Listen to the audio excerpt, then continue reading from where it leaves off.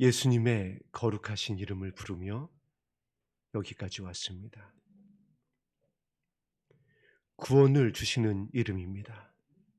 우리에게 생명을 주시는 영광의 이름입니다. 이 이름 이외에는 구원받을 다른 이름을 우리에게 주신 일이 없습니다. 그 이름만을 높여 드립니다. 그 거룩하신 예수님의 사랑이 우리의 마음 중심 가운데 부어지는 영광의 자리가 되게 하여 주옵소서. 예수님 이름으로 기도드립니다. 아멘. 함께 나눌 말씀 여호수아 말씀입니다. 여호수아 6장 17절에서 25절까지의 말씀 합독하겠습니다.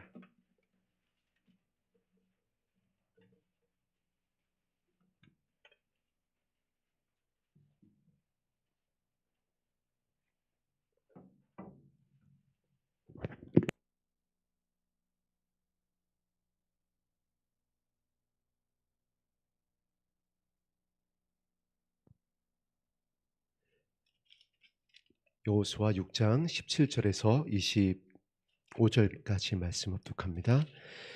이 성과 그 가운데에 있는 모든 것은 여호와께 온전히 바치되 기생 나앗과 그 집에 동거하는 자는 모두 살려주라. 이는 우리가 보낸 사자들을 그가 숨겨 주었음이니라. 너희는 온전히 바치고 그 바친 것 중에서 어떤 것이든지 취하여 너희가 이스라엘 진영으로 바치는 것이 되게 하여 고통을 당하게 되지 아니하도록 오직 너희는 그 바친 물건에 손대지 말라. 은금과 동철 기구들은 다 여호와께 구별될 것이니 그것을 여호와의 곳간에 드릴지니라 하니라. 이에 백성은 외치고 제사장들은 나팔을 불매 백성이 나팔 소리를 들을 때에 크게 소리질러 외치니 성벽이 무너져 내린지라. 백성이 각기 앞으로 나아가 그 성에 들어가서 그 성을 점령하고 그 성 안에 있는 모든 것을 온전히 바치되 남녀 노소와 소와 양과 나귀를 칼날로 멸하니라. 여호수아가 그 땅을 정탐한 두 사람에게 이르되 그 기생의 집에 들어가서 너희가 그 여인에게 맹세한 대로 그와 그에게 속한 모든 것을 이끌어내라 하매 정탐한 젊은이들이 들어가서 라합과 그의 부모와 그의 형제와 그에게 속한 모든 것을 이끌어내고 또 그의 친족도 다 이끌어내어 그들을 이스라엘의 진영 밖에 두고 무리가 그 성과 그 가운데 있는 모든 것을 불로 사르고 은금과 동철 기구는 여호와의 집 곳간에 두었더라. 여호수아가 기생 라합과 그의 아버지의 가족과 그에게 속한 모든 것을 살렸으므로 그가 오늘까지 이스라엘 중에 거주하였으니 이는 여호수아가 여리고를 정탐하려고 보낸 사자들을 숨겼음이었더라. 아멘. 우리가 그동안 믿음에 대해서 말씀을 나누었는데 그 믿음의 모델이 될 것 같은 믿음의 선진이 누구일까 묵상을 하다가 기생 라합이 떠올랐습니다. 많은 믿음의 선진들이 있지만 특별히 이 기생 라합이 그동안 저와 여러분이 나누었었던 믿음의 가장 부합한 인물이면서 또한 저와 여러분을 대변하고 있는 그와 같은 믿음의 선진으로서 발견되어졌던 겁니다. 어떠한 모습이 기생 라합의 어떠한 믿음이 저와 여러분을 대변하고 많은 그 믿음의 선진들이 있지만은 성경에서 말하고 있는 예수님께서 말하고 있는 마지막 때에 믿음을 찾겠다고 하셨는데 그 믿음을 소유했었던 믿음의 선진으로서 떠올랐는지를 함께 말씀을 통해서 확인해 보도록 하겠습니다. 먼저 이 여호수아가 여리고성을 이제 정복하던 무너뜨렸었던 그 시기가 언제쯤인지를 한번 찾아봤습니다. BC 15세기입니다. 지금으로부터 3,500년이 넘었던 시기에 있었던 사건입니다. 이때의 기생 라합의 믿음이 3,500년이 지난 저와 여러분에게 어떠한 상관이 있는 것일까요? 그 믿음이 왜 예수님께서 찾으시겠다고 했었던 믿음으로서 저와 여러분이 살펴봐야 될 믿음이 될까요?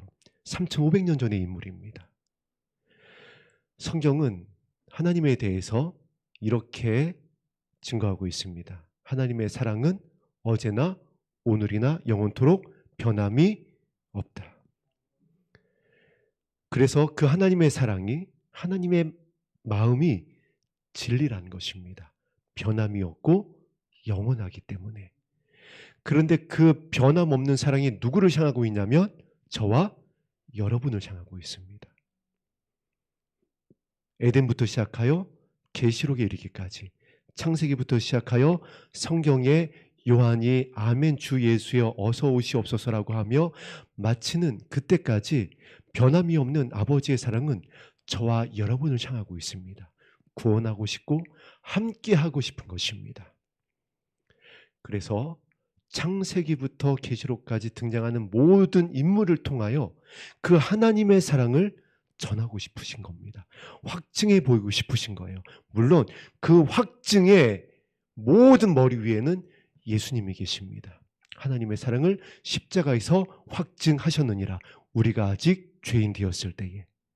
그런데 이 기생 라합이 이런 인물입니다. 죄인된 인물이에요. 이방인입니다. 멸망할 수밖에 없는 여리고성에 살고 있었던 여인이었고 이방인이었고 기생이었어요. 신약 성경에서 이제 이 기생 라합에 대해서 언급을 할 때 믿음의 명예의 전당이라고 하는 히브리서 11장에서는 이제 기생이라는 것은 좀 빼고 라합이라고만 등재를 했으면 좋았을 것 같은데 그곳에도 여전히 기생 라합으로 기록하고 있습니다.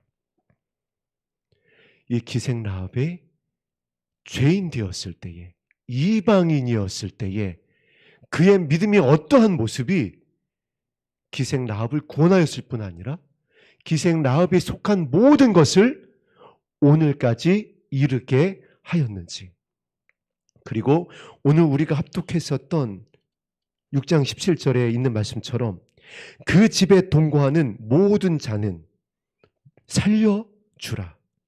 이와 같은 말씀이 기생 라합에게 응하였는지 우리가 이 믿음을 살펴보므로 저와 여러분의 자녀들이 모두 함께 이 믿음으로 구원에 이르기를 소망합니다.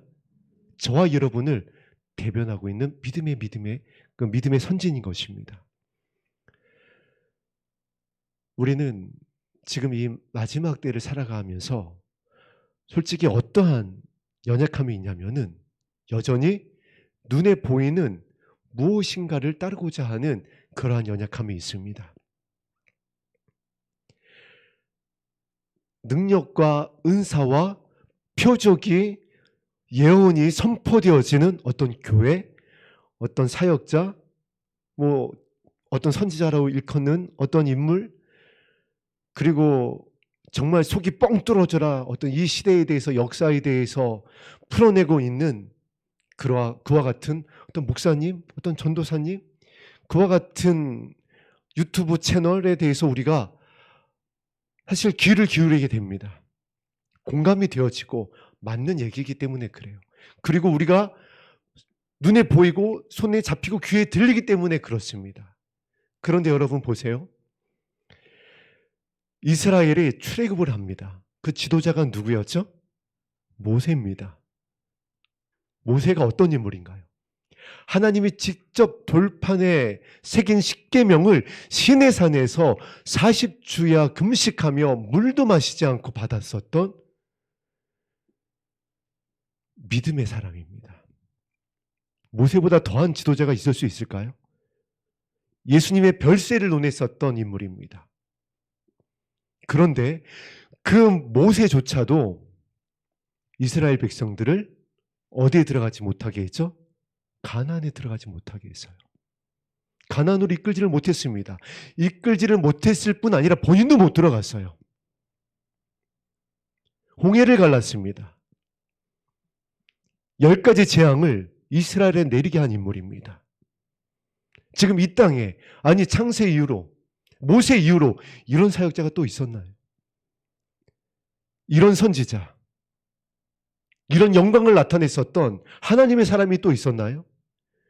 그 모세를 따랐는데도, 그 모세를 지도자로 두었는데도 이스라엘 백성이 가나안에 못 들어갔다고요. 그런데 지금 이 마지막 때에 누구를 따라가려고 하느냐는 말이에요. 어떤 사람을, 어떤 사역자를. 모세를 따랐었던 그 이스라엘 백성들은 본인들의 눈으로 직접 확인을 했습니다. 불기둥을, 구름기둥을, 만나를, 메추라기를, 아론의 쌍난 지팡이를, 땅이 갈라지는 것도 봤습니다. 애국 군대가 수장되어지는 것도 봤어요. 그런데도 그 모세를 따랐었던 그 이스라엘 백성들이 가나안에 들어가지 못하고 모두 뼈가 광야에 묻히게 되어집니다. 사람을 따르면요, 사람의 입을 바라보면요, 그 마지막이 그렇게 돼요. 그래서 이 자리에서 여러분에게 부탁을 드리는 겁니다. 거듭 부탁드리는 겁니다. 예수님의 말씀처럼 사람의 이름을, 어떤 사람의 은사를, 표적을, 어떤 교회의 영광을, 정보를 따르지 말고 쫓지 말고 그것을 의지하지 말라고. 그렇게 되면 그것의 결론은 이스라엘 백성들 같이 돼요. 하나님이 여전히 우리 가운데 있는가? 하나님이 정말 나를 사랑하시는가? 의심하게 되고요. 그 결론은 이스라엘 백성들과 같이 돌아서야 됩니다. 가나안에 들어가지 못하고 광야로 들어가야지 돼요.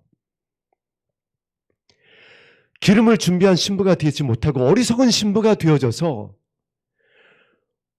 통과해야지 된다고요, 환난을.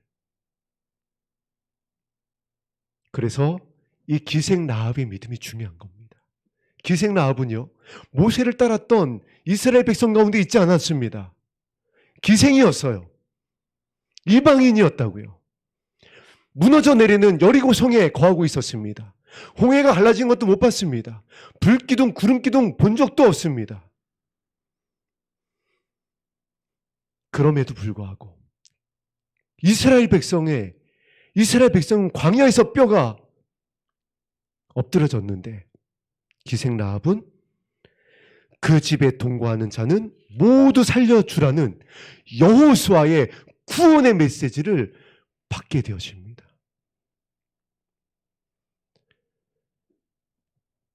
이 믿음이 저와 여러분의 믿음 되기를 주님의 이름으로 축복합니다.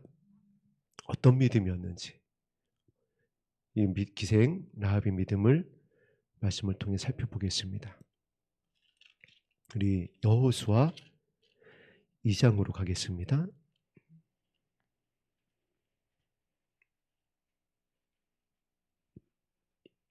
2장 9절 말씀 합독합니다. 시작. 말하되 여호와께서 이 땅을 너희에게 주신 줄을 내가 아노라. 우리가 너희를 심히 두려워하고 이 땅 주민들이 다 너희 앞에서 간담이 녹나니. 이 3500년 전에 있었던 여호수아서에 기록되어져 있는 이 기생 라합의 고백이 저와 여러분의 고백이 되어져야지 돼요. 말하되 여호와께서 이 땅을 너희에게 주신 줄을 내가 아노라. 성경에서 말하고 있는 이 땅은요, 새하늘과 새 땅, 저와 여러분에게 주시고자 하는 하나님께서 에덴을 회복하여 저와 여러분에게 주시고 주와 함께 영원히 거하게 하고자 하는 그 땅을 예표하고 있어요. 단순히 가나안, 3500년 전에 이스라엘에게 주신 그 땅이 아니라 거기서 멈춰선 역사의 3500년 전에 있었던, 끝났었던 그 한 페이지의 그 땅이 아니라 성경에서 말하고 있는 이 여호수아 2장 9절에서 말하고 있는 이 이방 기생 라합의 입을 통하여 말하고 있는 이 땅은 저와 여러분에게 주시고자 하는 그 땅이에요. 새하늘과 새 땅. 이것을 저와 여러분이 바라볼 수 있어야 된다는 겁니다. 이것을 우리에게 주신 줄 내가 아노라. 우리의 결론이 무엇인지를 알아야 된다는 거예요. 이것을 누가 알았다라고요? 기생 라합이, 이방 여인인 이 기생 라합이 알았다라는 겁니다. 이것을 분별했고 이 말씀을 붙잡았다라는 거예요. 기생 라합은 들었습니다. 소문을 들었어요. 이 땅을 그 믿음의 백성들에게 주셨는데 이 땅에 그들이 들어온다 하더라. 저와 여러분이 이 복음을 들은 기생 라합인 줄로 믿습니다. 이 말씀을 붙잡고 지금 우리가 이 자리에 있는 겁니다. 이 땅에 들어가고자 이 영광의 날을 기다리면서 이것을 내가 믿습니다. 이 날을 내가 기다립니다. 내가 이 약속의 말씀을 붙잡고 기도하겠습니다. 이것이 무엇이라고요? 믿음이라는 것이에요. 이것이 무엇이라고요? 예수님이 찾으시는 믿음이라는 것입니다. 어떤 믿음이요? 이 땅을 주신 줄 아노라. 마지막을 바라보며 주님을 기다리는 믿음. 이것이 예수님이 찾으시는 믿음이라는 것이에요. 여호와께서 이 땅을 너에게 주신 줄을 아노라. 우리가 너희를 심히 두려워하고 우리가 이 마지막 때에 두려워해야 될 것, 예수님께서 가르쳐 주셨습니다. 무엇을 두려워해야 된다? 너희의 겉사람, 너희의 육신의 장막, 너희가 눈으로 바라보고 너희가 의지하고 사라질 것을 빼앗아 갈 수 있는 그것을 두려워하지 말고 영적인 공중권세 잡은 자들이 너희를 미혹하여서 택하신 자들을 실족하게 하여서 결국 너희가 영광에 이르지 못하게 되어질 이것을 두려워해라. 여리고 성이 그 당시에 어떤 성이었을까요? 여리고 성은 그 당시에 이 역사학자들에 의하면은 소돔과 고모라 못지않게 문명의 혜택을 누리고 있었던 성으로 알려져 있습니다. 저와 여러분이 바라보는 이 세상과 비슷한 겁니다.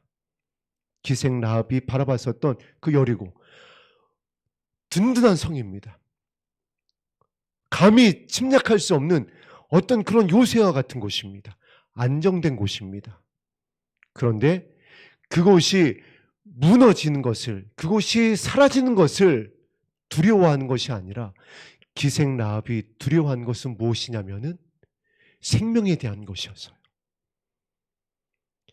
영원한 것에 대한 것, 영원한 것에 대해서, 이것을 빼앗기는 것에 대해서 두려워했다라는 것입니다. 예수님이 저와 여러분에게 부탁하셨던 그 부분을 두려워할 줄 알았어요. 무엇에 대해서 분별했을 때, 무엇에 대해서 바라보고 붙잡고 있었을 때요?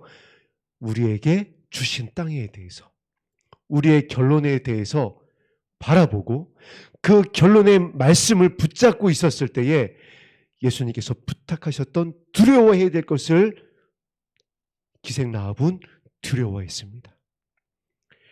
그리고 이와 같이 이야기합니다. 이 땅 주민들이 다 너희 앞에 간담이 농나니.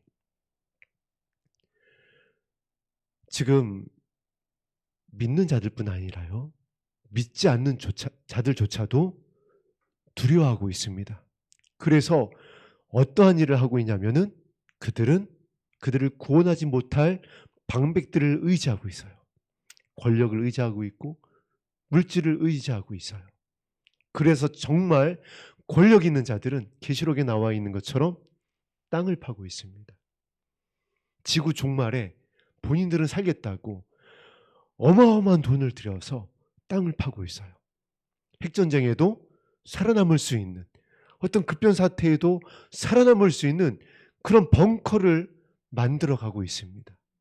그들도 그 나름대로 두려워하면서 준비하고 있는 거예요. 그러나 계시록에 이렇게 전하고 있습니다.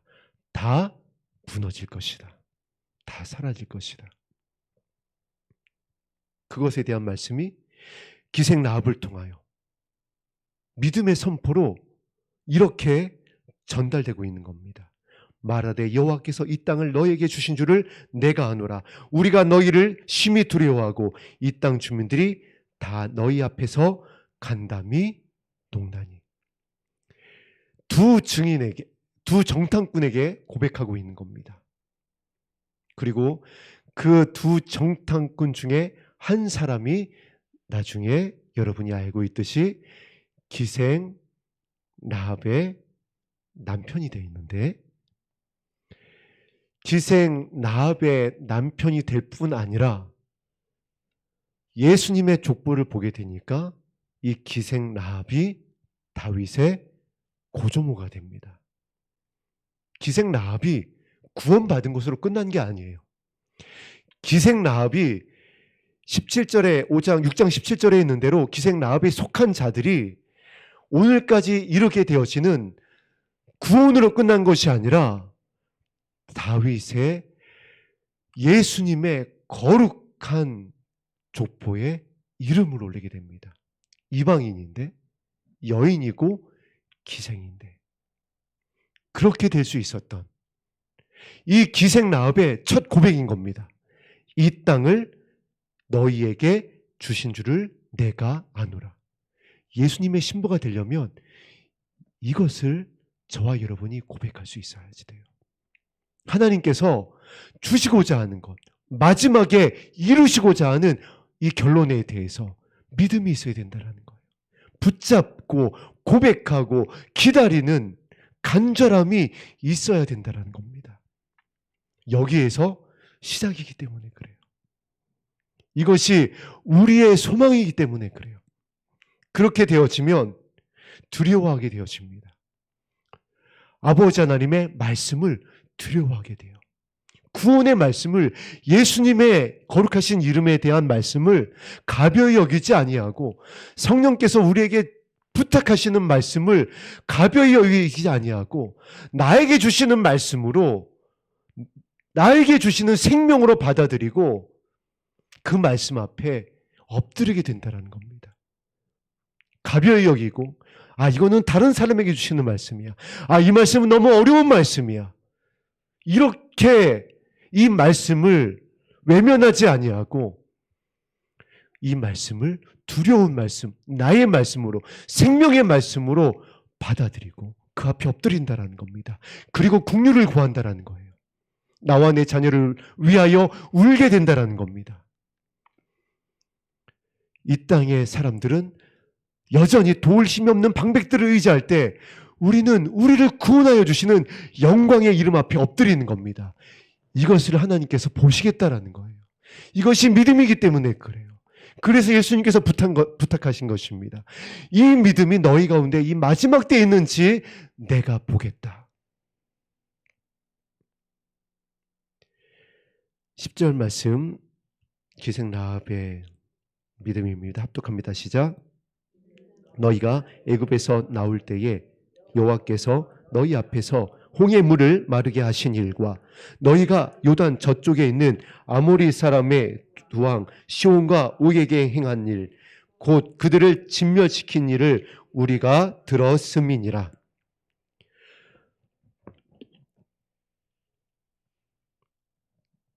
목회자들이, 여러분들이 그 목회자에 대해서 오해하지 않았으면 좋겠습니다. 오해라기보다는 그 목회자에 대한 어떤 기대를 이젠 이것 또한 십자가에 못 박았으면 좋겠어요.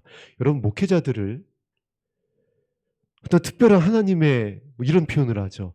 기름 부음 받은 종이다. 그러니까 물론 이제 하나님 말씀을 맡아야 되기 때문에 어떤 특별한 그 과정을 지나게 하시는 것은 사실이에요. 그래서 그것에 대해서 우리가 중보하고 또한 그랬던 목회자들에 대해서 우리가 기억하면서 위로하고, 이 정도의 마음은 귀한 마음입니다. 거기까지예요. 어떤 특별한 기름 부음 받은 종이어서 뭐 목회자에겐 특별히 어떠한 것을 잘 대해야지 되고 뭔가 목회자에게 하면 그것이 결국 나에게 어떤 또 혜택으로 돌아오고 이런 거 없습니다, 여러분. 그동안 너무 잘못 가르쳤어요, 목회자들이. 부끄럽게도 정말 저는 명함도 못 내면은 그런 정말 대단한 그런 저의 먼저 됐던 목사님들이, 선배 목사님들이 사실 잘못 가르쳤어요. 목사님은 그런, 아니 예수님께서 가르쳐 주셨잖아요. 섬기는 자 되라. 여기에는 목회자라고 예배가 아닌 겁니다. 성도들을 어떻게 보면 성도님들을 더 아름답게 섬겨야지 돼요. 그런데요, 안타깝게도요, 세상에 믿지 않는 자들이 제일 싫어하는 부류 중에 어떤 부류가 있냐면, 목사님들이 이름이 두 번째, 세 번째도 아니에요. 제 1번에 올리고 있습니다. 제가 한 초등학교에서 시설팀장으로 이렇게 많은 그 일을 하면서 초등학교에 오는 점검하는 전기기사, 무슨 가스기사, 무슨 뭐 이렇게 사람들을 만나다가 부끄러웠어요. 그분들이 이구동성을 말이 제가 물어보지도 않았어요. 이렇게 얘기하다 보면 아마 힘드시죠 하다가 뭐 이렇게 음료수 전화하고 대화를 나누다 보면 힘들어요. 그런데 제일 힘든 데가 교회예요. 제가 물어보지 않았습니다. 목사님이 제일 힘들게 한다는 거예요.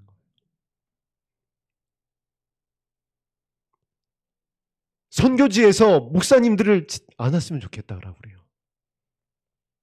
제가 예전에 가운데 있는 한 휴양림에서 일을 했던 적이 있는데 똑같습니다. 목사님들이 제일 힘들어요. 그럼 목사님들이 왜 이렇게 잘못 가르쳤는지 모르겠어요. 그런데 오늘 여호수아서를 보니까 여기에 원인이 있었겠구나. 여기서 빗나간 겁니다. 여호와께서 이 땅을 너에게 주신 줄을 내가 아노라. 이 말씀에 대한 두려움이 없는 겁니다. 목적지에 대한 믿음을 잃어버리니까, 이 가장 중요한 무게중심을 잃어버리니까 점점 기우는 겁니다. 세상의 파도가 창수가 날 때 계속 기울어서 이 중심을 잃어버리니까 아예 이제 말 그대로 파산하는 거예요. 그래서 여러분 목회자에 대해서 그런 어떤 시각, 그래서 저는 여러분들이 앞으로 이거 부탁드릴게요. 어떤 명절이라든가 어떤 특별한 때가 됐을 때에 선물 안 하셨으면 좋겠습니다. 여러분들의 마음은 제가 그동안 많이 받았으니까는 그걸로다가 기억을 하고 이젠 안 하셨으면 좋겠어요. 여러분이 그러한 도울 넉넉한 마음은 여러분의 이웃에게, 더 연약한 이웃에게 하시기를 주님의 이름으로 부탁드립니다. 그리고 기도하세요. 기도해 주세요. 그냥 기도해 주시면은 그걸로 다 족합니다. 왜 여러분이 목회자에 대해서 어떤 기대를 하지 말고 의지하지 말아야 되는지 제가 실예를 들어드릴게요. 뭐 얼마 안 됐습니다. 담임 목사님하고 지방에 내려갔다가 돌아오는 길이었습니다. 이제 봄에 이제 끝자락이었어요. 그때 좀 이제 누추위가 있었던 그 시기였는데 고속도로에서 휴게소에 들어가게 됐습니다. 목사님께서 아침에 좀 어제 일찍 일정이 있으셔서 돌아오는 길에 식사를 못 하셔서 이제 식사를 하기 위해서 휴게소에 들어갔는데, 지금은 이제 코로나가 어느 정도 풀려서 좀 자유로운 분위기지만 그때까지도 아직 풀리지 않았을 때예요. 그래서 그 고속도로 식당 휴게소가 갑자기 서늘한 겁니다. 날씨도 추운데 식당이라도 좀 따뜻했으면 좋겠는데 왜 식당이 이렇게 춥지 하고 봤더니 그 문이 다 열려져 있는 거예요. 식당 문을 다 열어놓고 환기시킨다고. 그래서 막 저도 춥다라고 하고 목사님도 추워하시는 겁니다. 저도 굉장히 또 추위를 잘 탑니다. 그래서 저도 춥다라고 하고 목사님도 춥다고 하는데 문은 다 열어져 있고 닫아달라는 말도 못하겠고 왜 열려져 있는지 아니까요. 그래서 결국 목사님을 이제 말씀을 드렸습니다. 빨리 따뜻한 음식을 먹고 몸을 덮여야 되겠습니다 하고 따뜻한 음식을 시키고 따뜻하게 먹으니까 정말 몸이 따뜻해졌어요. 그래서 좀 살겠는 겁니다. 그래서 몸이 따뜻해졌으니까 몸이 따뜻해니까 좀 정말 괜찮은 것 같습니다 하면서 목사님도 그렇다고 하시면서 그럼 좀 확실하게 더 몸을 따뜻하기 위해서 따뜻한 차를 한 잔 하시는 게 어떠실까요 하고 따뜻한 차를 하니까 더 정말 따뜻해졌어요. 그래서 그 방금 전에 있었던 추위와 왜 문을 다 열어놔가지고 이렇게 사람을 춥게 하지 하는 이제 이런 마음이 이제 어느새 사라지고 기쁜 마음으로다가 이제 그 차를 마시고 다시 이제 교회 돌아오기 위해서 차에 탔습니다. 근데 여러분 차에 탔는데 이제 그 한 시간 안 되는 그 시간에 그 햇빛에 따뜻한 햇빛에 차를 세워놨더니 차 안이 또 데펴진 거예요. 그리고 따뜻한 몸에 이제 따뜻한 차에 들어갔더니 더워가지고요. 이제 또 차가 왜 이렇게 덥지 하고 이제 어떻게 했냐면은 입고 있었던 이제 그 겉옷을 갖다가 벗으면서 그냥 벗는 것도 벗어 제치면서 목사님 너무 덥네요 또 이제 하면서 그렇죠 너무 더워요 하면서 저도 이제 겉옷을 뒤로다가 이렇게 놓고 목사님도 뒤로 놓으면서 막 이제 덥다고 서로 그러는 이제 목사님과 저의 모습을 보면서 잠깐 있다가 서로 웃은 겁니다. 목사님도 웃고 저도 웃고요. 이게 목사의 실체입니다. 담임 목사님과 부목사님의. 방금 전까지 춥다고 아니 왜 이렇게 문을 열어놨냐고 그러다가 이제 음식 먹고 따뜻해지니까 차 마시고 또 이제 따뜻해졌다고 좋다고 하다가 또 따뜻한 차가 더워진 차가 덥다고 또 이제 그러고 있는 겁니다. 이것이 연약한 육신을 입고 있는 모든 사람들의 동일한 모습이에요. 다 연약해요. 다 넘어집니다. 넘어지지 않는 자는 끝까지 승리한 자는 누구라고요? 라합의 고백이 그 마음의 중심 가운데에 뿌리 내린 사람이에요. 그래서 이는 너희가 애굽에서 나올 때에 여호와께서 너희 앞에서 홍해물을 마르게 하신 일과 너희가 요단 저쪽에 있는 아모리 사람의 두 왕 시온과 옥에게 행한 일 곧 그들을 진멸하신 일을 우리가 들었음이니라. 목회자를 의지하지 마시고요. 힘든 일이 있을 때, 어려운 일이 있을 때 누구를 의지해야 되냐면은 여러분에게 행하셨었던, 여러분을 구원하시기 위하여서 홍해를 갈랐었던, 여러분을 구원하기 위해서 여러분의 삶 가운데 여러분의 이름을 불러주시고 하나님의 나라에 대해서, 이 마지막 때에 대해서, 새하늘과 새 땅에 대해서 깨닫게 하여 주시고 주의 성령을 보내어 주셔서 아버지의 마음을 알게 하여 주시고 수많은 세월 동안, 수십 년 동안, 아니 수년 동안 여러분이 예수님과 함께 하였던 그 세월 동안 여러분을 용서하여 주시고 여러분의 기도를 들어주시고 여러분의 진짜 아버지가 되어주시고 위로자가 되어주신 그 사랑을 돌이켜보시라는 거예요. 목회자 의지하지 마세요. 정보를 찾아다니지 마세요. 어떤 현상을 구하지 마세요. 이방 여인 기생 라합도 어떻게 했다라고요? 너희들에게 행하셨었던, 너희들을 이 세상 왕을 진멸하였었던 모든 왕 위에 뛰어난 왕이었었던 예수 그리스도의 이름을 기생 라합도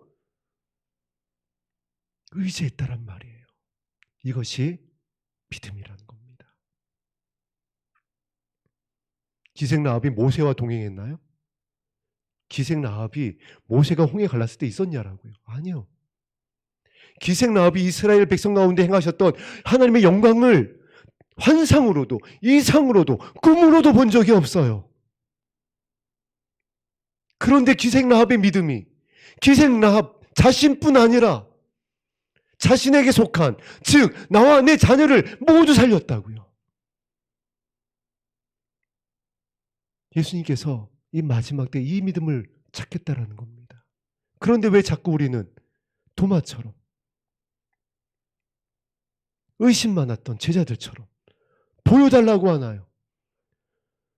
자꾸 왜 예수님께 자꾸 무엇을 더 달라고, 이 땅의 것을, 그래야 내가 믿겠다고.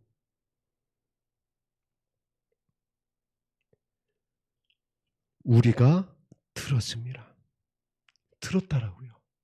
성령께서 여러분에게 하시는 그 음성을 들으세요. 사랑한다라고 하는, 그리고 지극히 작은 자를 선대하라고 하는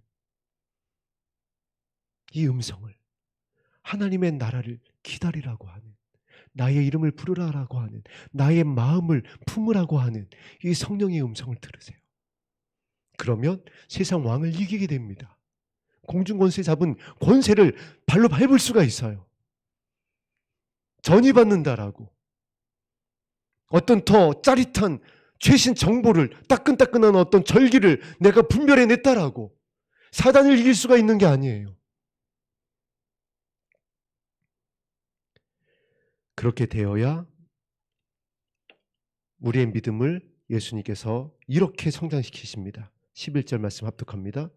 시작. 우리가 듣자 곧 마음이 녹았고,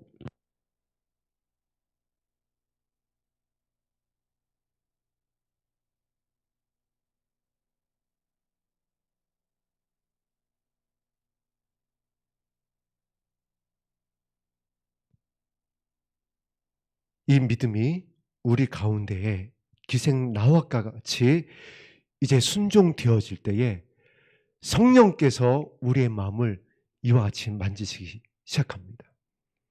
그 마음이 어떠한 마음이라는 거죠? 우리가 말씀을 나눴던 것과 같이 좋은 마음이 되는 겁니다. 부드러운 마음이 되는 것이에요.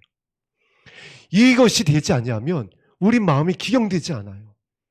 이것이 뿌리내려 있고 이것이 마음의 중심으로 우리 가운데에 채워져 있지 않으면 세상의 왕을, 세상의 화려함을, 세상의 근심을 이길 수가 없어요. 너무 강력하잖아요. 너무 세잖아요. 너무 두렵잖아요. 베드로와 같이 아무리 바다를 걷고 있어도 당장 우리의 눈에 엄습해 오잖아요. 삼킬 것과 같이. 그때 예수님께서 빠져갔던 베드로에게 하셨던 말씀을 우리가 기억해야 되는 겁니다. 믿음이 왜 없느냐? 왜 믿지 못하느냐? 오늘 이 말씀을 보니까 어떠한 믿음인지를 알았던 겁니다. 왜 끝까지 나를 바라보지 못했느냐? 왜 나의 이름을 부르지 않았느냐? 파도가 오면 주님의 이름을 부르면 되잖아요. 주님이 걷게 하셨으니까 파도도 멈추게 하실 수 있잖아요. 아니, 파도를 타게 하실 수 있잖아요. 정복하게 할 수 있잖아요. 지금 우리에게 찾으시는 이 예수님의 믿음이 저와 여러분에게 있어야 우리의 마음이 기경되어지는 겁니다. 그런데 보세요. 목회자들이, 교회가 기생라합조차 소유했었던 이 땅을 너에게 주신 줄 내가 아노라, 이거를 몰라요. 이걸 알면, 이걸 진짜 알고 있다면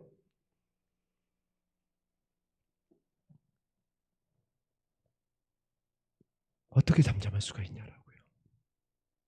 기생라합도 부르짖는데, 이 여인도 국류를 구하는데, 말씀을 맡았자고 하는 자들이 정말 주신 줄을 아노라, 이 땅이, 영광의 날이 가까이 온 것을 깨달았다고 한다면 두려워하게 될 것이고, 주님의 이름을 부르게 될 것이고, 하나님의 말씀 앞에 엎드리게 될 것이고, 그러면 진짜 믿음이 무엇인지 성령께서 알려주실 것이기 때문에 선포하지 않을 수가 없고, 수가성의 우물가의 그 여인조차도 와보라고 외치며 성중으로 뛰어 들어갔는데 어떻게 교회가 잠잠할 수 있겠느냐라고. 마음이 너무 굳어져 버렸어요. 너무 완악해지고 사나워지고 원통함을 풀지 않고 마음이 녹은 것이 아니라 뻣뻣해졌습니다. 이스라엘 백성과 같이. 그래서 어떻게 되죠? 돌이키지 않냐면 이 말씀으로 돌아오지 아니하면, 이 예수님께서 말씀하신 찾겠다고 하셨던 이 기생 라합의 믿음으로 돌이키지 아니하면 돌아가야 되는 겁니다. 광야로. 그래서 예수님께서 십자가를 치러 가시면서 제자들에게, 그래서 예수님께서 교회들에게 믿음에 대해서, 진짜 믿음에 대해서 제자들에게, 저와 여러분에게 말씀하여 주시고 이 기생 라합을 알려주시는 겁니다. 우리가 듣자 곧 마음이 녹았고 너희로 말미암아 사람이 정신을 잃었나니 너희 하나님 여호와는 위로는 하늘에서도 아래로는 땅에서도 하나님이시니라. 뜻이 하늘에서 이룬 것과 같이 땅에서도 이루어지다. 주기도문을, 고백을 기생 라합이 하고 있어요. 다시 한번 말씀드립니다. 꿈도 이상도 환상도 보지 못했고 알지 못했고 모세의 모자도, 모세의 이적도 몰랐었던 기생 라합이 위로는 하늘에서도 아래는 땅에서도 하나님이시니라.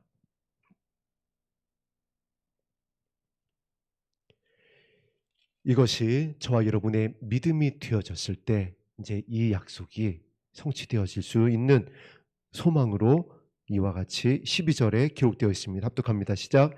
그러므로 이제 청하노니 내가 너희를 선대하였은즉 너희도 내 아버지의 집을 선대하도록 여호와로 내게 맹세하고 내게 증표를 내라. 이 두 사람을 선대했다라고 기록하고 있습니다. 기생 라합에게는 이 두 사람이 어떠한 사람이었냐면은 인생 역전할 수 있는 사람이었어요. 내부 고발하면 큰 상을 받을 수 있었습니다. 기생 라합으로 산 것이 아니라 신분을 상승시킬 수도 있었어요. 성경이 이 부분에 대해서 기록하고 있지 않지만 이것과 동일한 내용을 모세에 대해서 이렇게 기록하고 있습니다. 히브리서 11장에 애굽의 모든 영광보다 그리스도를 위하여 고난받는 것을 더욱더 귀하게 여겼다. 모세가 모세에 대해서 기록하는데 애굽의 영광보다 누구를 위하여 고난받는 것을? 그리스도를 위하여 고난받는 것을. 누구가? 모세가 자신의 사역이 누구를 향한 것임을 분명히 발견했냐면 예수님에 대한 사역임을 깨닫고 있었다라는 거예요. 그래서 히브리서에서 그리스도를 위하여 받는 고난이다. 동일합니다. 기생 라합은요, 자신이 신분 상승을 할 수가 있었습니다. 모세가 그 당시에 역사학자들이 하면 애굽의 통치자가 될 수 있었어요. 파라오가 될 수 있었다고요. 그러나 그 자리보다, 세상의 왕이 되는 것보다, 세상의 통치자가 되는 것보다 그리스도를 위하여 고난받는 것을, 그래서 40년 고난을 받습니다. 또 40년 사역을 합니다. 내가 이들을 낳았습니까? 하면서 나 이름을 생명책에 지워주더라도 저들을 살려달라고. 기생 라합도 고발해서 인생 역전할 수 있었어요. 신분 상승할 수 있었습니다. 대박이잖아요. 자신의 모든 가족을 정말 평생 잘 먹고 잘 살게 할 수 있었을 겁니다. 그런 사람들이잖아요.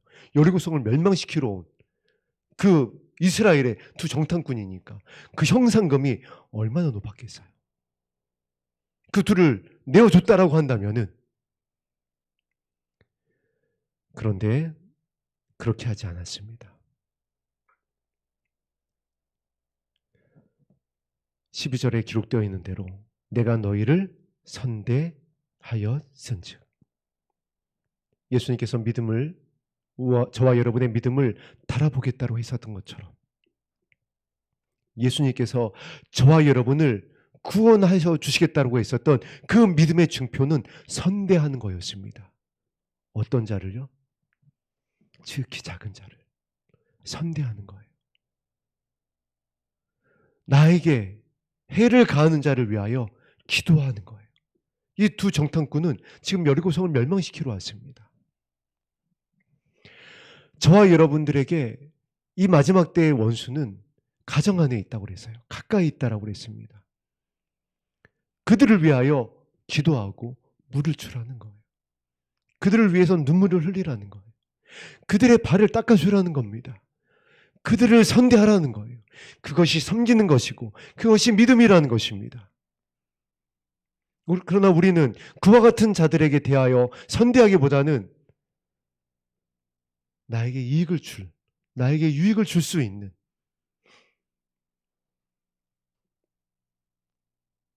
그와 같은 사람에 대해서 우리는 이전에 선대하였어요.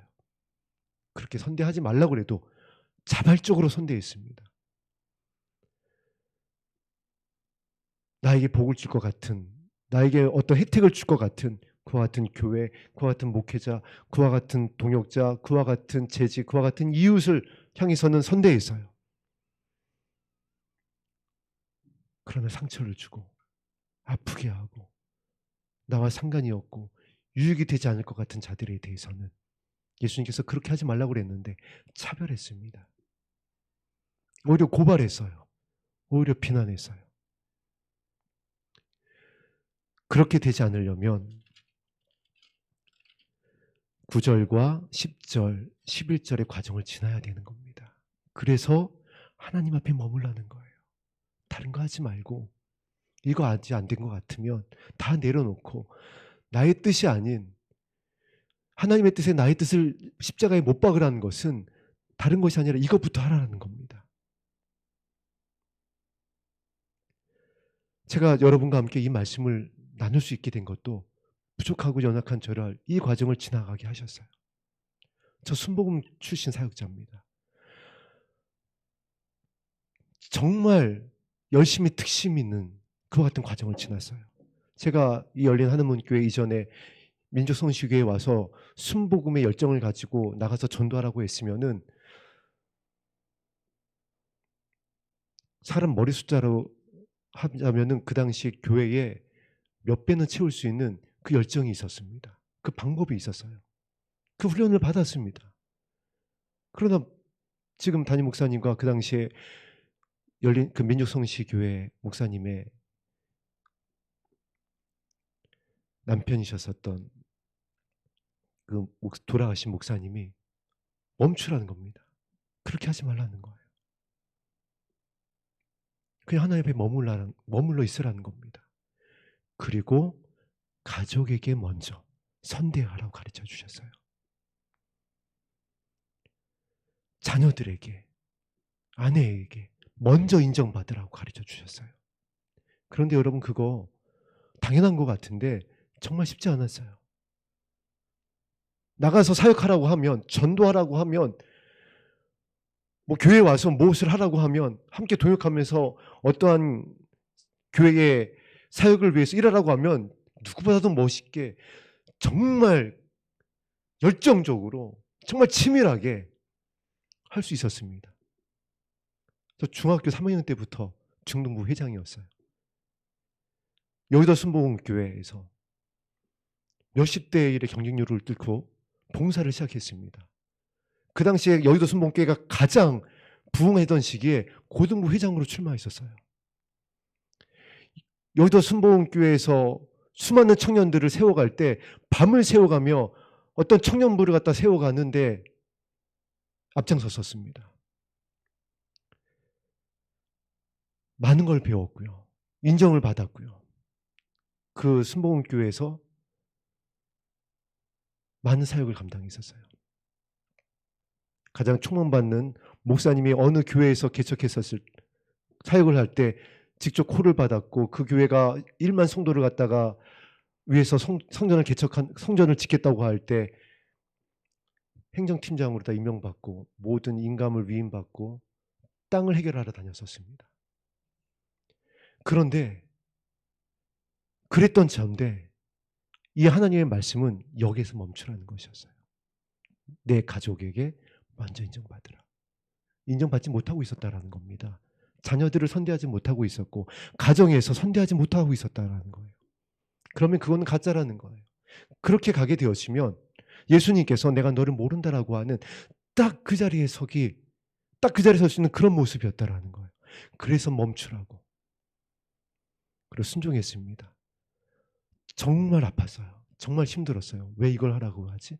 이건 정말 힘든데 왜 나보고 자꾸 죽으라고 하지? 왜 하나님의 뜻을 이 뜻에 나를 못 박으라고 하지? 기도조차 나오지 않을 때가 있었어요. 그러나 그 말씀 앞에 멈추고 순종했기 때문에 이게 쉽지 않았습니다, 여러분. 이거 잠깐 짧은 시간에 말씀드렸지만 이거 되는데 한 10년 걸린 것 같아요. 정말 마음이 바뀌는데 혀를 길들이는데 그렇다고 해서 지금 됐느냐? 지금도 안 됐어요. 다만 방향을 잡은 겁니다. 오늘 9절 말씀처럼 10절 말씀처럼 지금 합독했었던 여호수아 2장의 9절, 10절, 11절 말씀처럼 이제 이 과정을 지나오니까 이 말씀이 보여지더라는 거예요. 이게 말씀이 어떤 말씀이었는지, 그리고 여러분과 함께 나눌 수 있게 된 겁니다. 그러므로 이제 청하노니 내가 너희를 선대하였은즉 너희도 내 아버지의 집을 선대하도록 여호와로 내게 맹세하고 내게 증표를 내라. 이렇게 선대했을 때, 이렇게 섬겼을 때에 예수님께서 뭐라고 말씀하셨죠? 너희들이 새 계명을 지켰으니까 비로소 너희가 내 제자인 줄 내가 알게 될 것이다. 하나님의 말씀은요 1.1핵도 변함이 없어요. 늘 하나를 향해서 모든 사건이 별개가 아니더라고요. 13절 합독합니다. 시작. 그리고 나의 부모와 나의 남녀 형제와 그들에게 속한 모든 사람을 살려주어 우리 목숨을 죽음에서 건져내라. 예수님께서 부탁하셨던 그 기도의 내용입니다. 너와 내 자녀를 위하여 울라. 기도하면 내가 살려줄 것이다. 기생 라합이 복음을 듣고, 근데 그 복음이 정말 지극히 작은 복음입니다. 본 것도 아니에요. 들은 것도 아니에요. 만진 믿음도 아닙니다. 들은 거예요. 계시록에 빌라델비아 교회가 칭찬받은 것처럼 지극히 작은 말씀, 하지만 가장 강력한 말씀, 가장 중요한 이 선대하라고 하는 지극히 작은 자에게 하라는 이 말씀을 붙잡고 순종한 겁니다. 그 기도한 거예요. 그리고 나의 부모와 나의 남녀 형제와 그들에게 속한 모든 사람을 살려주어 우리 목숨을 죽음에서 건져내라. 그래서 기생 라합의 믿음이 저와 여러분의 믿음이 되어야 된다는 겁니다. 이 믿음이 내 자녀를 살립니다. 이 믿음이 부모를 살릴 수가 있고요. 이 믿음이 우리 이웃을 살릴 수가 있어요. 그리고 14절부터 이제 여호수아가 여리고성을 정복한 이후에 우리 본문으로 돌아가겠습니다.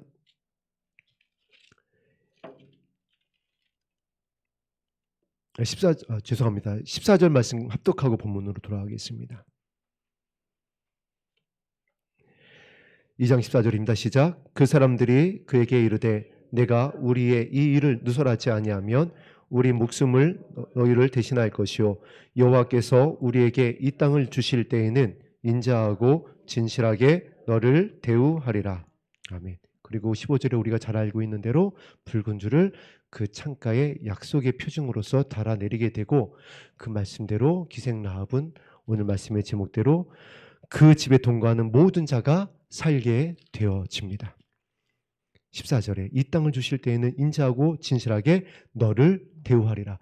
이 믿음을, 이 기생 라합의 믿음을 저와 여러분이 슬기로운 신부로서 갖게 되어지면, 이것을 믿음으로 순종되어지게 되어지면 또 결국 어떤 말씀으로 끝나죠? 이 땅을 주실 때에 인자하고 진실하게 너를 대우하리라. 이 말씀이 계시록에는 이렇게 기록되어져 있습니다. 하나님과 천사들 앞에서 내가 너의 이름을 시인하리라. 왜 시인하죠? 예수님의 믿음을 소유한 예수님의 신부들인 겁니다. 근데 그 예수님의 신부들의 믿음이 어떤 믿음이라고요? 그 땅에 대한 믿음. 예수님의 신부들의 믿음이 어떤 믿음이라고요? 그 땅에 어떻게 어떠한 자들이 들어갈 것에 대한 그 믿음을, 그 말씀을 두려워 있었던 믿음. 뭘 보여달라, 뭘 달라가 아니라 땅을 소망하고 마지막을 소망하고 그 마지막에 어떠한 자들이 들어가게 됐는지 예수님의 그 말씀, 그 생명의 말씀을 붙잡고 그 말씀 앞에 엎드리고 하나님의 뜻에 나의 뜻을 못 받고 나와 내 자녀를 위하여 울었었던, 그들을 선대하였었던, 지극히 작은 자들을 선대하였었던 그들. 그래서 세상의 왕이 두렵지 아니하고 세상의 화려함이 의지하지 아니하고 무엇을 따라가지 아니하고 쫓지 아니하고 오직 예수님의 음성만을 따라갔었던 그 신부들의 믿음을 예수님께서 보시고 그 이름을 시인하는 겁니다. 그래서 그 땅을 주실 때에 저와 여러분은 어떻게 인자하고 친실하게 대우하면서 저와 여러분의 이름을 시인하시는 거예요. 본문으로 돌아가겠습니다. 이 믿음이 얼마나 영광스러운 믿음인지, 얼마나 저와 여러분이 기억해야 될 믿음이고 붙잡아야 될 믿음으로 소개가 되고 있는지 18절 말씀, 19절 말씀 합독합니다. 시작. 너희는 온전히 바치고 그 바친 것 중에서 어떤 것이든지 취하여 너희가 이스라엘 진영으로 바치는 것이 되게 하여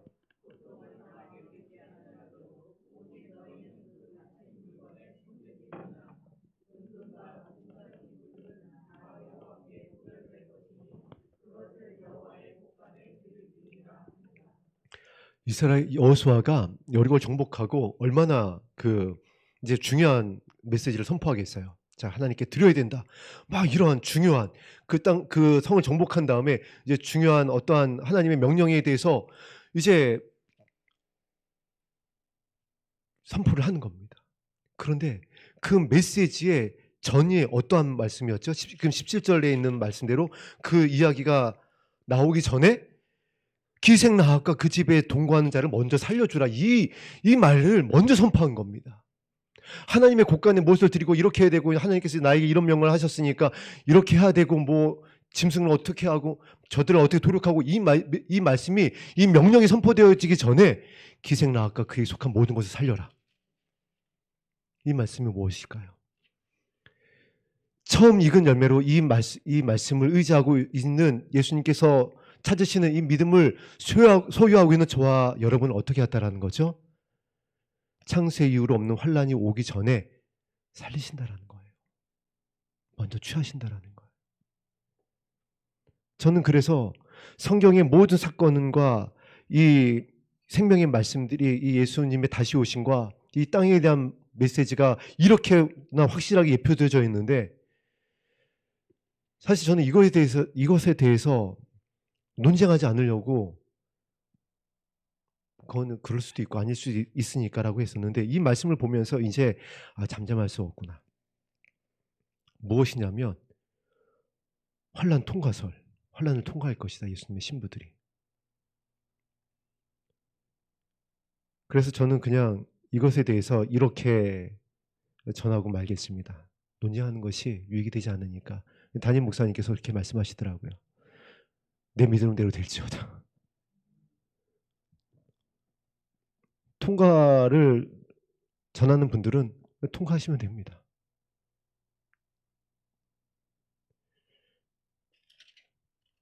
그러나 기생 라합을 통해서 분명히 성경은 무엇을 하나님께서 저와 여러분에게, 슬기로운 신부들에게 알려주고 싶은지 담겨져 있어요. 이 성과 그 가운데 모든 것은 여호와께 온전히 바치되 기생 라합과 그 집에 동거하는 자는 모두 살려주라. 이는 우리가 보낸 사자들을 그가 숨겨주었습니다. 2장에 있던 말씀대로 그들을 선대하였다.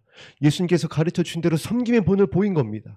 예수님의 온유와 겸손의 마음을 가지고 낮은 자리로 간 겁니다. 그리고 또 하나의 중요한 메시지를 여러분에게 전하겠습니다. 기생 라합의 가족들이 모두 살 수 있었던 이유가 무엇이라고 그랬죠? 기생 라합의 집을 떠나지 않았기 때문에 살았어요. 기생 라합이 친족들에게, 가족들에게 분명히 사실을 전했을 겁니다. 내가 두 정탐꾼을 숨겨주었고 이런 약속을 했기 때문에, 이런 약속을 받았고, 그래서 이 집을 떠나게 되어지면 성이 멸망할 때 다 멸망할 거니까 이 집안에 있어야 된다고. 소식을 전했으니까 그 집안에 있었을 거 아니에요. 그래서 이 6장 17절의 말씀이 그들에게 임한 거 아니겠어요? 한번 볼까요? 25절 합독합니다. 6장 25절 시작. 여호수아가 기생나앗과 그의 아버지의 가족과 그에게 속한 모든 것을 살렸으므로. 자 보세요. 어떻게 됐다라고요? 그의 아버지의 가족과 그에게 속한 모든 것을 살렸다. 나와 내 자녀를 다 살렸다라는 거예요. 친족을, 부모를, 오빠가 됐든 언니가 됐든 동생이 됐든 남동생이 됐든 이웃이 됐든 기생 라합에 속한 자들 다 살렸다. 바꿔 말하면 그들이 라합의 말을 들었다. 바꿔 말하면 기생 라합이 그런 권위가 있었다라는 거예요. 기생이었는데, 여인이었는데 그들이 기생 라합의 말을 들었다라고요. 아버지가, 엄마가, 그 오빠가, 그 이웃이 기생 라합의 말을 들었다고요. 기생 라합의 집에 있어야 산대. 기생 라합이 그랬어. 그런데 기생이었는데, 여인이었는데 그 말을 들었다고요. 이게 무엇을 반증하는 거라고요? 기생 라합의 섬김, 기생 라합의 희생, 기생 라합의 사랑, 기생 라합이 그들의 발을 씻겼던 거예요. 자기 유익을 구한 기생이 아닙니다. 무슨 이유인지 말은 성경에서 전하고 있지 않지만 기생 라합은요, 그들을 죽도록 섬겼어요. 그의 평생에 눈물로, 그의 생명으로 그의 가족들을 울면 섬겼어요. 그냥 섬긴 정도가 아니라. 그러니까 그 기생 라합이 말을 듣죠. 안 그렇겠어요, 여러분?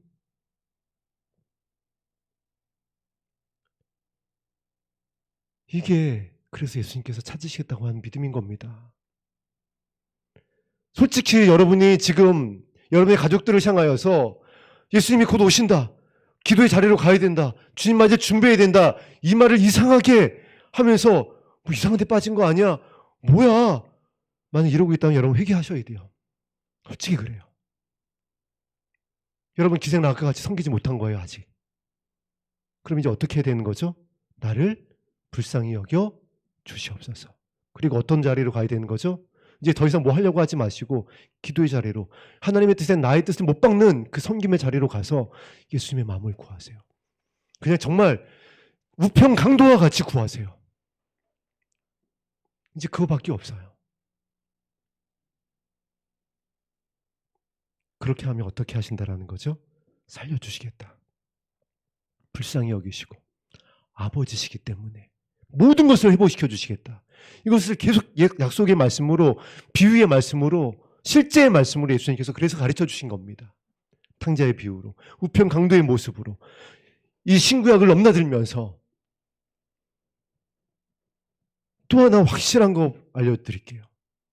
이스라엘의 가장 악했던 왕 중에 한 사람, 아합 왕을 기억하실 겁니다. 얼마나 악했던 왕이에요.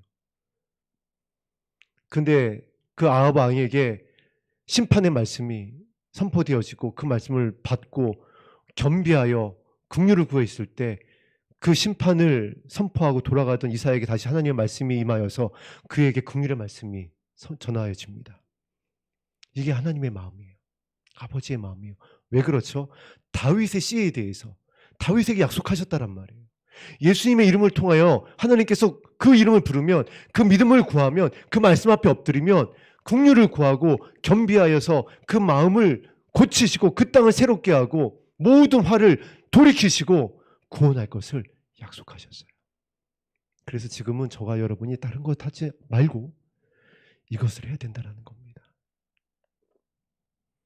물론 교회 안에서 우리가 이제 앞으로 마지막 때 남은 자들을 위한 사역을 해야 되기 때문에 이제 지난주에 나누었던 것처럼 장로와 같은, 감독과 같은, 일곱 지사와 같은 그런 예수님의 마음을 품은 동역자들 하나님께서 세워가실 것입니다.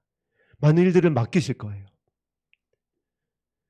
지금 그렇게 또 사역이 진행되고 있습니다. 그러나 절대 잊지 말아야 돼요. 그 많은 사역과 그 많은 진행이 있다 할지라도 이것에서 빗나가게 되어지면, 이것에서 실족하게 되어지면 멈춰야 된다는 겁니다. 다시 예수님의 마음을 구해야 되고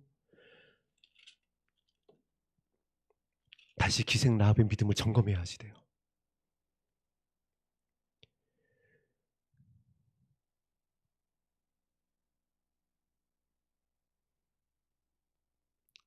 우리 17절 말씀, 6장 17절 말씀 다시 합독하겠습니다. 시작. 이 성과 그 가운데에 있는 모든 것은 여호와께 온전히 바치되 기생 나앗과 그 집에 동거하는 자는 모두 살려주라. 이는 우리가 보낸 사자들을 그가 섬겨 주었음이니라. 아멘.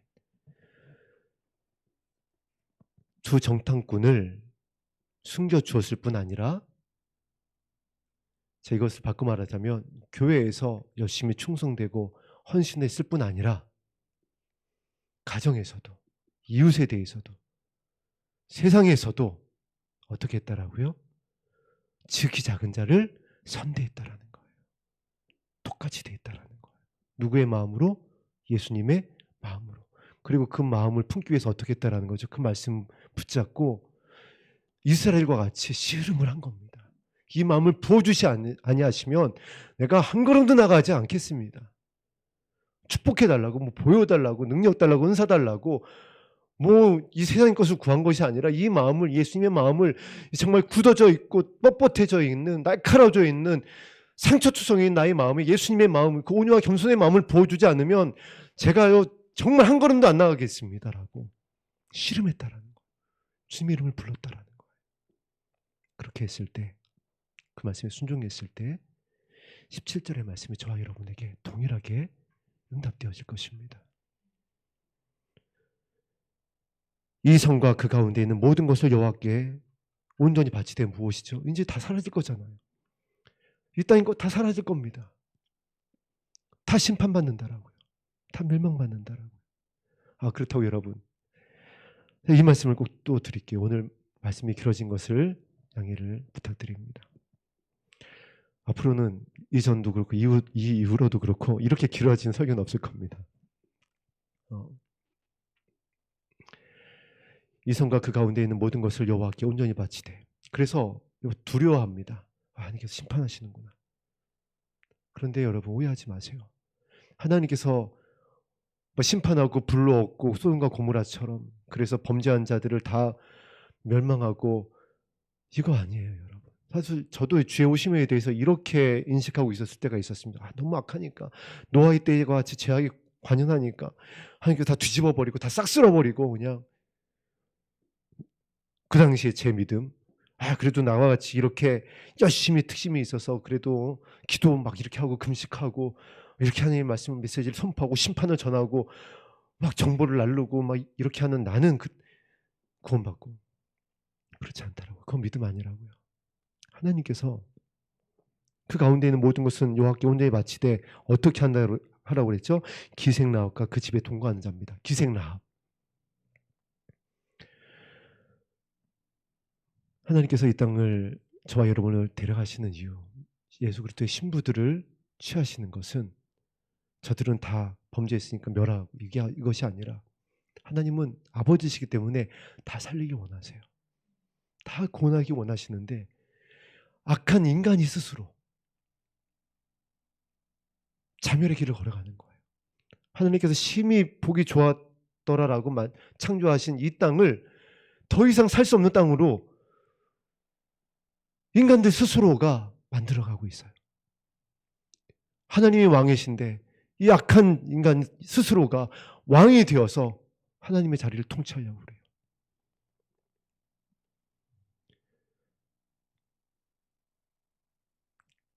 그래서 구원하시는 겁니다. 더 이상 살아날 수 없는 이 땅에서 자녀들을 살리시는 거예요. 전쟁으로, 이상기온으로 더 이상 살아갈 수 없는 이 땅에서 자녀들을 살리기 위해서 오시는 것이, 너무 악하니까 다 심판해서 불로 멸망시켜버리고 몇몇만 내가 살려야 되겠다 이렇게 오시는 것이 아닙니다. 이것을 오해하지 않으셨으면 좋겠어요. 하나님은 그래서 사랑의 사도가 무엇이라고 편지로 전한 거죠? 하나님은 사랑이시니라. 하나님은 사랑이시기 때문에 지금도 기다리십니다. 하나님은 사랑이시기 때문에 주님의 이름을 부르면 구원하십니다. 하나님은 아버지시기 때문에 저와 여러분이 아버지께로 돌아오기만 하면 모든 것을 바로 회복시켜 주세요. 이걸 믿음이라고 하는 거예요. 이걸 믿지 않고 다른 것을 자꾸 구하고 의지하니까 다윗이 아닌, 모세가 아닌, 아브라함이 아닌, 선택받은 어떤 선민이 아닌 기생 라합의 믿음을 통하여 그 믿음을 확증하시는 겁니다. 죄인 되었을 때에 우리를 향한 아버지의 사랑을 확증하셨느니라. 죄인인 기생 라합의 이방인인 이 여인을 통하여 이 믿음을 알려주고 계세요. 여기서 멈춘 것이 아니라 이 살롬이 다윗의 이 기생 라합에게 청혼을 합니다. 정탐꾼 중에 한 명이었었던 이 살롬이 기생 라합에게 청혼을 해요. 예수님께서 저와 여러분의 이름을 부르신다라는 겁니다. 선대한 저와 여러분을, 이 믿음을 소유한 저와 여러분을 이름을 부르신다라는 거예요. 그리고 혼인잔치에 들어가게 하신다라는 거예요. 기생 라합을 통하여. 왜 기생이었는지 아시겠죠? 왜 히브리서에서 기생 라합이라고 끝까지 이야기하고 있는지. 저와 여러분들이 이 믿음을 소유할 때 살 수 있기 때문에, 자녀들이 살고 온 집안이, 우리에게 속한 모든 자들이 살 수 있기 때문에 이 믿음을 가르치시는 겁니다. 어제 이제 현장에서 공사를 진행하고 있는 김태근 지사님의 전화가 있어서 오늘 목사님을 모시고 다녀왔어요. 여러분 카톡을 통해서 확인하셨겠지만은 교회 기초가 이제 시작이 됐습니다. 벌써 교회 남녀 화장실 배관까지 뽑아 이렇게 올라왔습니다. 교회 바닥에 단열을 위한 단열재까지 깔려 있어요.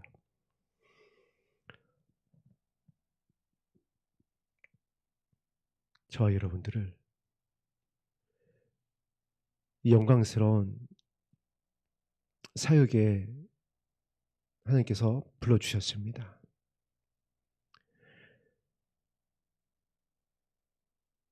기생 라합의 믿음으로 이 사역을 함께 완성해 갔으면 좋겠어요. 그래서 이 교회에 속한 모든 성도님들이 이 말씀대로 다 살았으면 좋겠습니다. 여러분의 가정에 속한 여러분의 권속들이 오늘 6장 17절대로 다 살았으면 좋겠어요. 환난을 들어가고 환난을 통과하는 것이 아니라 시험에서 건지신다라고 그랬어요.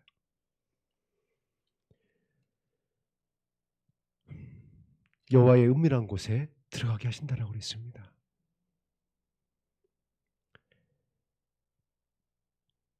이 성과 그 가운데 있는 모든 것은 여호와께 온전히 바치되 기생 라합과 그 집에 통과하는 자는 모두 살려주라. 우리가 보낸 사자들을 그가 숨겨 주었음이니라. 25절에 여호수아가 기생 라합과 그의 아버지의 가족과 그에게 속한 모든 것을 살렸으므로 그가 오늘까지 이스라엘 중에 거주하였으니 이는 여호수아가 여리고를 정탐하려고 보낸 사자들을 숨겼음이었더라. 이 믿음이 저와 여러분의 믿음이 되어서 이 말씀대로 여러분의 가정과 우리 교회 가운데 이루어지게 되기를 주의 이름으로 축복합니다. 오늘 우리 드렸던 찬송 273장 나 주를 멀리 떠났다 이제 옵니다. 1절 5절 찬송한 후에 기도하겠습니다.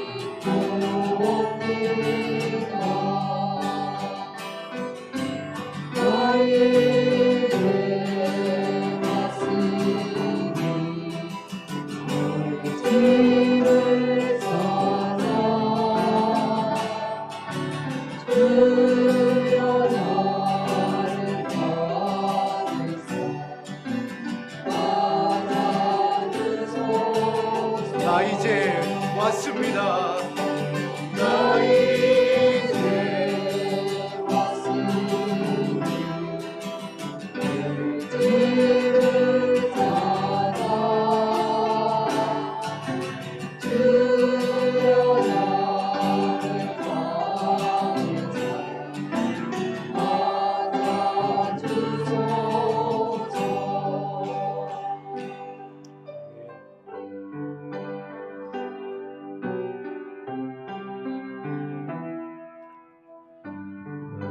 여러분이 이제 하나님 앞에 말씀에 의지해서 기도하게 되면 이런 변화가 있을 수 있어요. 그런데 그 변화는 정말 여러분이 예상치 못한 변화일 것입니다. 저도 이제 이 교회의 중요한 방주의 어떠한 사역이 진행되어지고 우리 성도님들이 함께 더 하나님 앞에 모이는 걸 보면서 이제 더 예전의 열정이 살아나려고 하는 겁니다. 이제 예전에 있었던 이것이 좀 더 잘 다듬어져서 담임 목사님의 사역과 우리 성도님들을 정말 멋있게 잘 섬겼으면 좋겠다. 근데 이런 것을 기도하고 이제 기도를 더 이제 하는데, 여러분 정말 하나님의 길은 사람의 길과 하나님의 생각은 사람의 생각과 다릅니다. 제가 무엇을 보고 놀라냐면요, 이건 여러분에게 솔직히 고백하는 겁니다. 그래서 저에 대한 어떤 그동안도 별 기대는 없었겠지만 앞으로 기대하지 말라는 것이 제 판단력이 사라지더라고요. 이게 무슨 얘기냐면, 이전에 있었던 제가 나름대로 사역을 하면서 가지고 있었던 어떤 기준들, 어떤 방법들, 데이터들이 다 삭제가 돼버렸어요. 제가 너무 놀라서 제가 바보가 된 줄 알았습니다. 제 정신적인 어떤 치매가 온 줄 알았어요. 깜짝 놀랐어요. 그래서 제가 기도했습니다. 이게 어찌된 일입니까?